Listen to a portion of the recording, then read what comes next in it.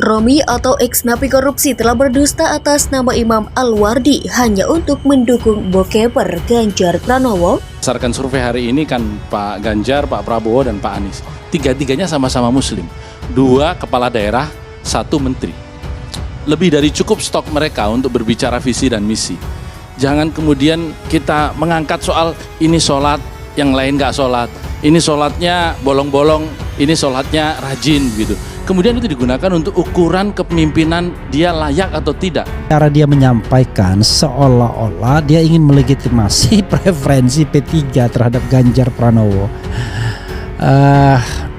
Ya isunya kan Ganjar Pranowo terlibat EKTP, kemudian senang bokep dan lain sebagainya.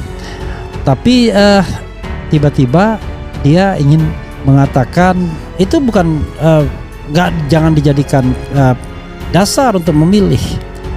Masyarakat yang paling dalam tanda kutip paling munafik sekalipun seperti Amerika Serikat, beda perlakuannya antara rakyat biasa dengan calon presiden. Dia tidak mempersoalkan calon presiden yang doyan sorry to say, misalnya quote unquote main perempuan. Tetapi ketika sudah menjadi kandidat presiden itu dipersoalkan. Pernah terjadi dengan Jerry Hart misalnya, pernah terjadi dengan Bill Clinton atau William Jefferson Clinton. Makanya di dalam hadis ya, di dalam hadis riwayat Imam Bukhari, salasun la yukallimuhumullah wa la yanzuru ilaihim yaumal qiyamah. Ada 3 orang yang tidak akan diajak bicara oleh Allah dan tidak dipandang pada hari kiamat. Artinya diberi rahmat. Siapa? Salah satunya orang yang membaiat atau memilih pemimpin. Dia memilih atau membaiat bukan karena dia baik, tapi karena dikasih uang. Hati-hatilah.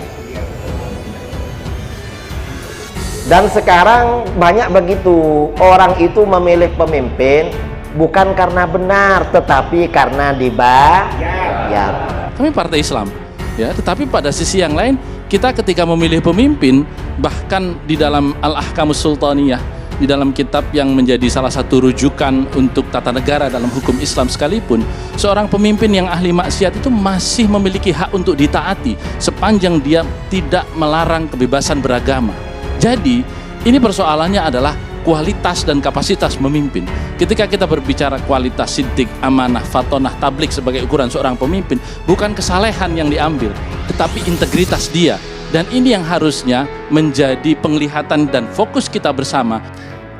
Mereka mempersoalkan hal seperti itu karena yang dicari adalah kualitas nomor 1, bukan rakyat biasa. Kalau rakyat biasa orang maklumlah, this is a personal thing.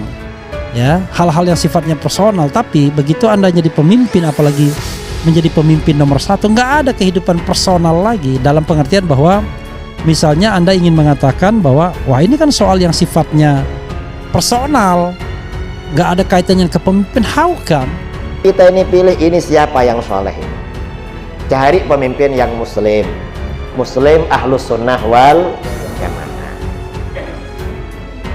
Jangan yang bayar.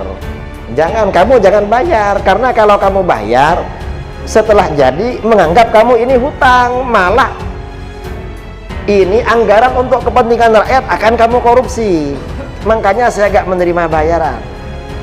Coba bangsa kita ini tidak korupsi ya, Insya Allah lah luar biasa, karena yang dikorupsi kan triliunan. Dalam Al-Ahkamu Sultaniyah, kitab yang menjadi salah satu rujukan untuk tata negara dalam hukum Islam sekalipun, seorang pemimpin yang ahli maksiat pun masih memiliki hak untuk ditaati sepanjang dia tidak melarang kebebasan beragama. Roma Hurmuzi, 10 Mei.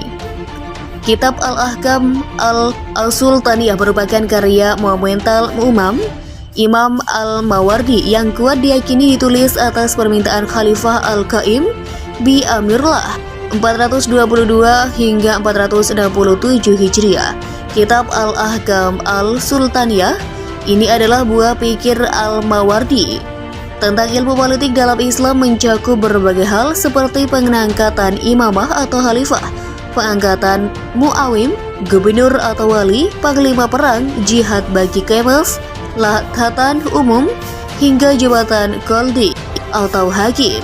Kitab Al-Ahkam Al-Sultaniyah juga mengkaji masalah imam sholat, zakat, fa'i, ghanimah atau rampasan perang, ketentuan pemberian tanah, ketentuan daerah-daerah yang berbeda status, hukum seputar tindak kriminal, fasilitas umum, penentuan pajak dan jizyah, masalah protektorat, dan masalah dokumen negara dengan begitu lengkap dan detail.